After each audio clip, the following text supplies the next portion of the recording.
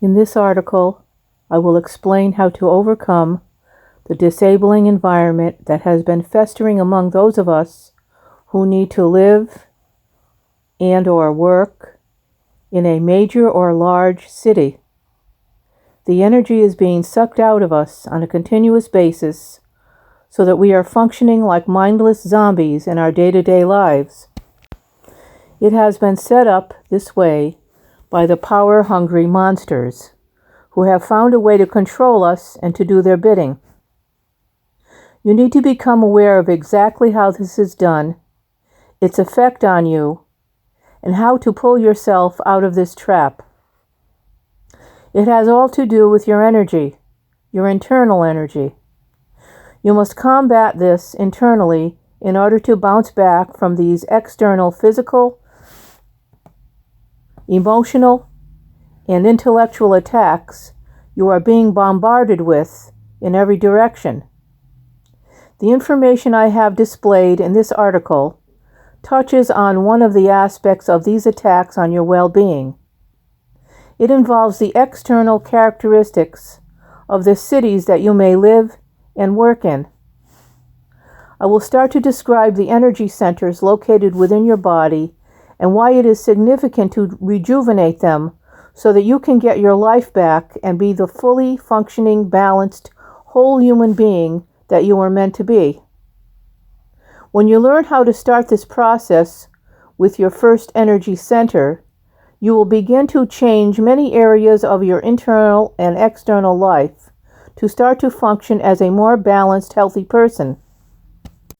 I will start to have you recover your physical, emotional, intellectual freedom and advancement.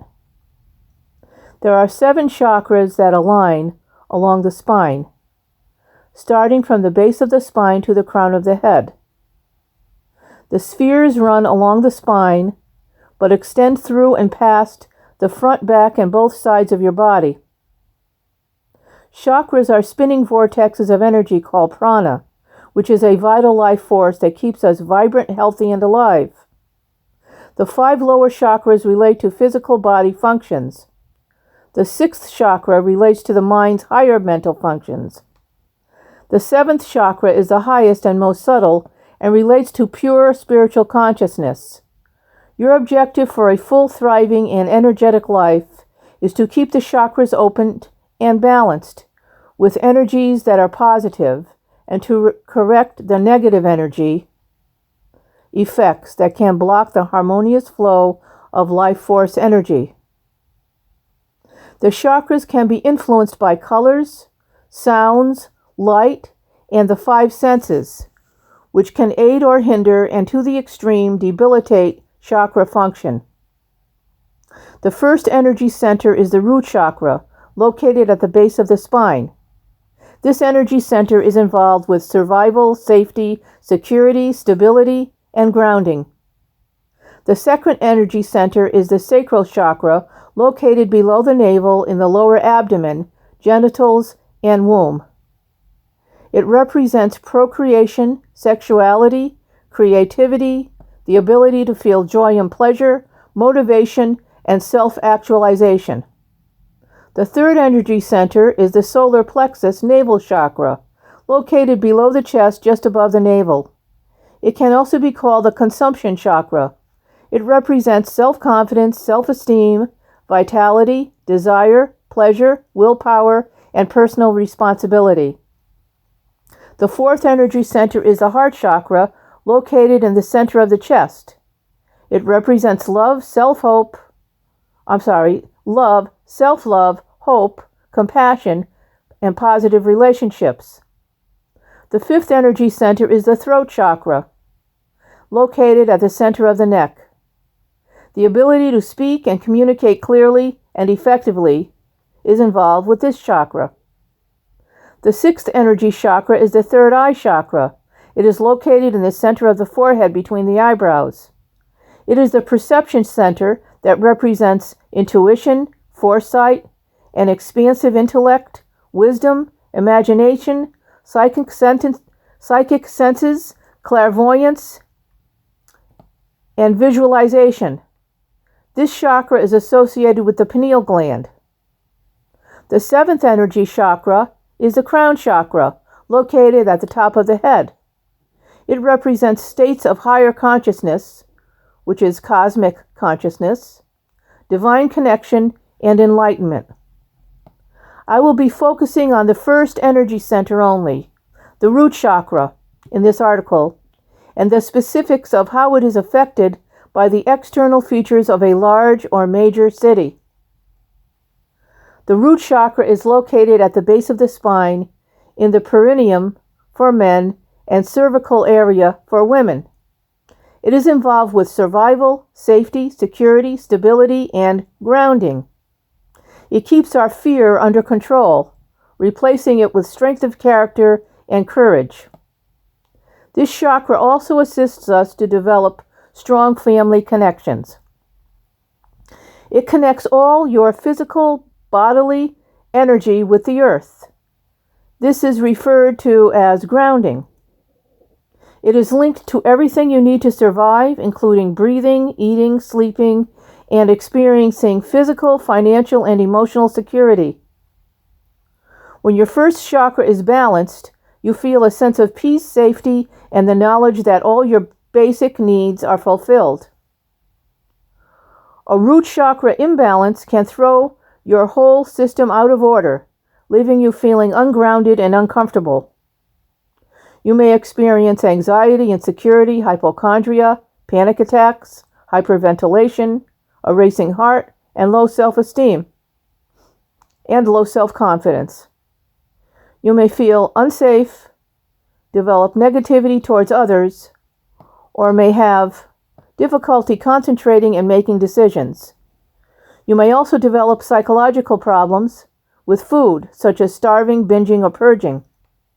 Your inability to focus your thoughts and indecisiveness may result in giving up your personal powers to others. You may allow others to control your life and make decisions for you. Relying on their judgments of the way you conduct your life and work will leave you like a helpless child with every aspect of your life in complete control of authority figures. What is going on in our society now is so stressful. We are being bombarded by negativity thrown at us from all directions, so as well as being confronted by negative, manipulative, controlling groups and individuals in all areas of our lives, from religion to education, to financial stability, to personal freedoms, to security, to safety, and so on. This keeps us in a continual flight or fight syndrome.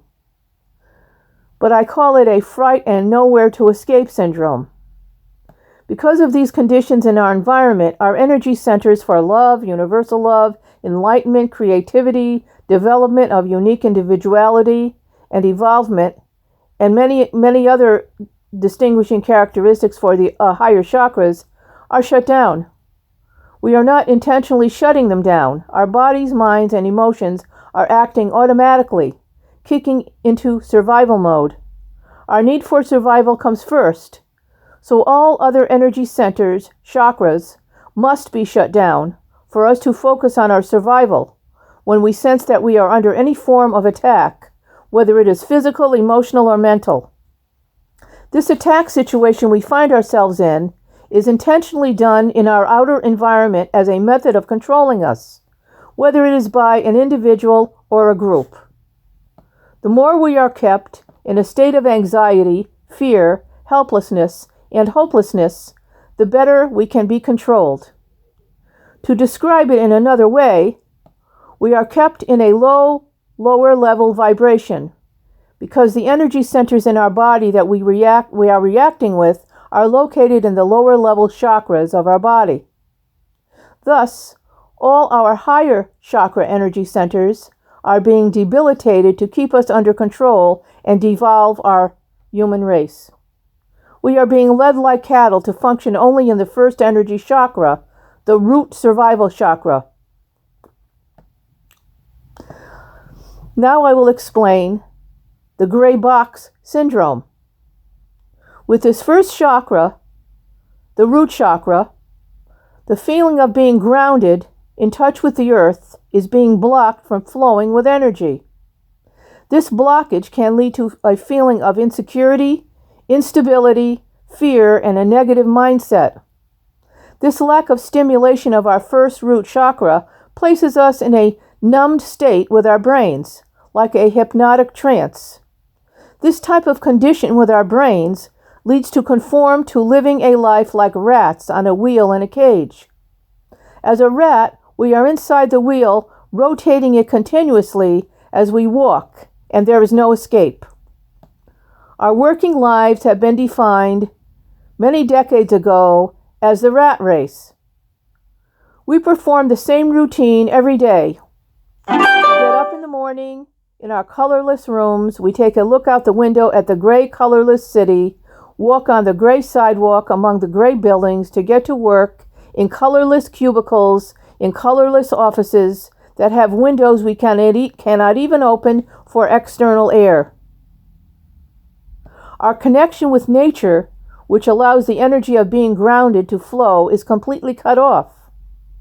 An absence of color is displayed in the environment of major cities. If you take a look at all these major cities, the sidewalks and buildings are all lifeless gray and cement. The architecture on the facades of the buildings has been stripped down to blandness. There are no creative carvings on their facades to distinguish their individuality from each other. They are just blank concrete slabs that all look the same. Now tell me, think about it. What does this scenario remind you of? The answer is a graveyard. You see all straight concrete slabs in a graveyard. They have some names written on the front of them to distinguish them from each other, just like these buildings in the cities are identified on the front with addresses and names. We are like the walking dead with our numbed brains, zombies among great monolithic concrete gravestones that are put into the same daily pattern set by the power controllers that we must follow in order to make a living and survive. They are our overlords. They are in complete control of our survival. They control where we live and how we live. Mise-en-scène refers to the environment and all the external factors that have a formative influence on one's physical, mental, and emotional development. Thus, they have controlled the whole mise-en-scène of our cities. The old, intricately designed buildings of various textures, colors, and creative architectural styles, such as Gothic and Art Deco, are not renovated. They are torn down and replaced by monstrously tall, gray monoliths that lack any sort of creativity. As one looks up at them from the sidewalks, they give one the feeling of being suffocated, claustrophobic, and extremely small and insignificant. They are packed in next to each other. There is no land surrounding them, only concrete sidewalks. This gigantism of building structures that are so closely packed together cuts off the air supply that we breathe. So they not only give us the emotional feeling of being suffocated and claustrophobic as we gaze up at them, they affect us physically by cutting off our oxygen, our breathing air.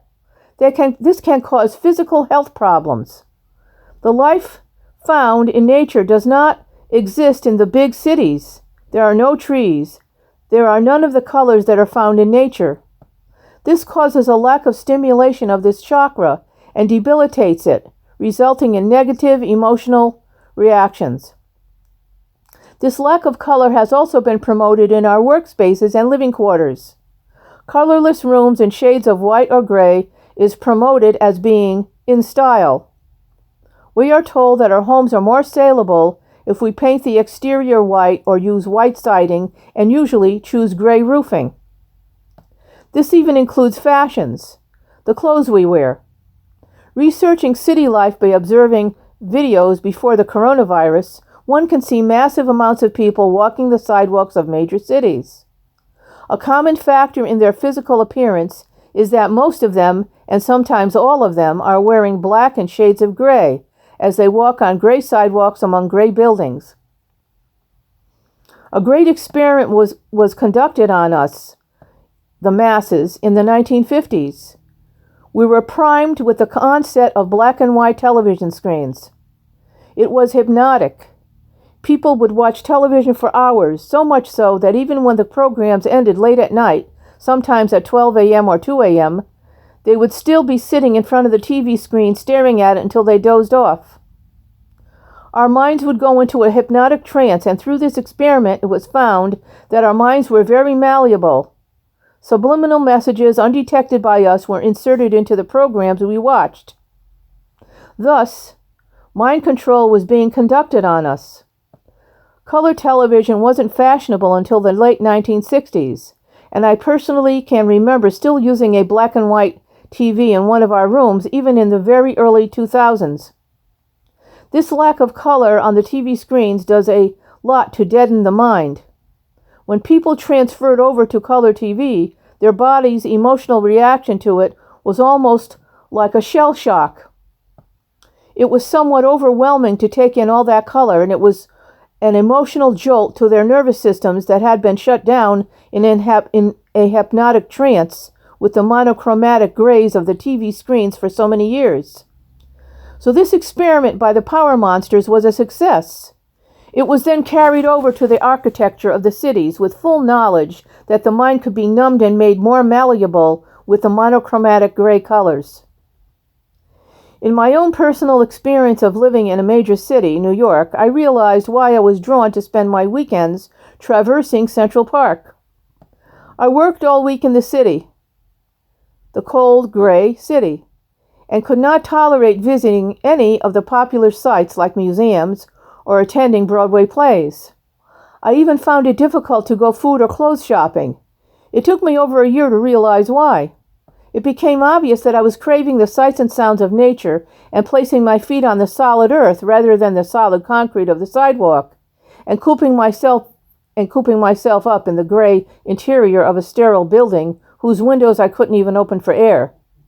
In addition, it was very noticeable to find out that a large number of people who I worked with, who were only in their early to mid-20s, had significant and sometimes unusual health problems.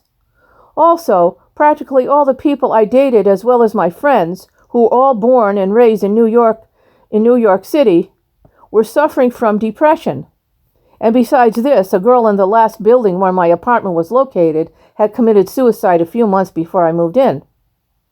I was one of the lucky ones to not get my chakras damaged by big city living. My jaunts to Central Park every weekend saved me, especially when I craved trees in the color green.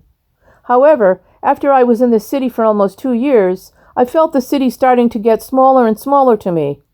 I also started craving more colors. I began wearing more colorful clothes. And in a big city, I felt more alone among all those people than I ever felt when I was by myself in the country where I was raised. I had a lot of friends, so I wasn't lonely. I felt alone. It was a different kind of feeling than lonely.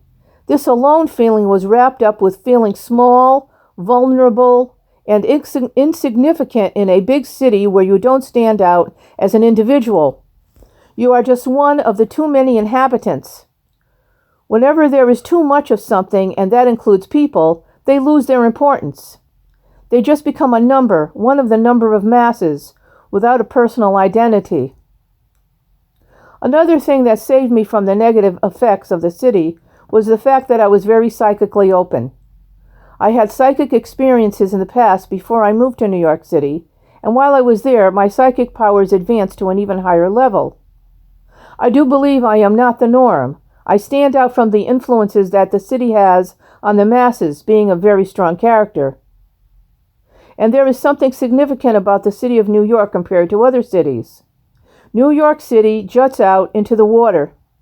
It is a long and narrow piece of earth that is surrounded on 3 sides by water. Water has a lot to do with activating energy and psychic experiences. Since my chakras were functioning in more of a balance before I moved there, I was able to thrive in the city. However, I realized that if I had stayed any longer than I did, I would not be able to handle staying there. My emotions and energy centers would definitely get harmed. So when I realized this, I left to go back to live in the country. All this lack of color from living in a gray environment, a major city, has an effect on our internal balance, our chakras, our sense of well-being.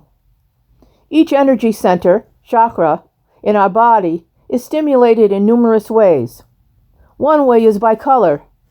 When there is a continuous absence of color, the energy centers, the chakras, in our body become debilitated, leading to imbalances and poor physical, emotional, and spiritual health. I call all of this the gray box syndrome. City dwellers who have been functioning in the first root chakra only have reacted to this gray box syndrome in a few unique ways. One way is painting graffiti on these gray buildings. It is now visible all over the cities. What was once a dead, uniform gray structure is now a chaotic mass of colors and explicit profanity painted on their surfaces. Even though there is color present, the graffiti has become as much of an eyesore as the lack of color of the gray buildings before the graffiti was present. And a lot of the graffiti pictures and words display violence.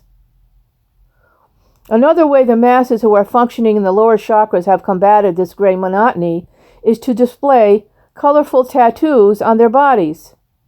This is another form of graffiti. It is just on a different surface, the body, rather than the buildings. Both the graffiti and the tattoo responses to the monochromatic gray buildings depict a devolvement of the human race back to the caveman drawings. It was a time when there wasn't advanced spoken language yet. Cavemen expressed themselves through pictures on the walls of caves. This devolvement of the human race will now get even worse because of the coronavirus, face masks, social websites, and the majority of people staying at home instead of going out to shop, eating in restaurants, and working in company offices. With this lack of full face-to-face verbal communication, there will be more devolution of the human race rather than evolution. There can be no advancement to humanity if we are stuck in the lower level chakras, especially the first root chakra. And this is what the power monsters desire. You can prevent this lack of grounding that has been stripped from us in the big cities by changing your environment to one that is not man-made. You can open or balance this chakra by taking walks in nature, stepping on the earth as you walk, gardening, or lying on the grass to feel the earth beneath you. You can gather real plants and distribute them around the interior of your house or your apartment. If you are an animal lover, you can acquire a pet, such as a bird, cat, and or a dog, to live with you in your residence. If you need to remain an inhabitant of a city, you can take weekend trips to a nature setting in the country where there is thriving flora and fauna.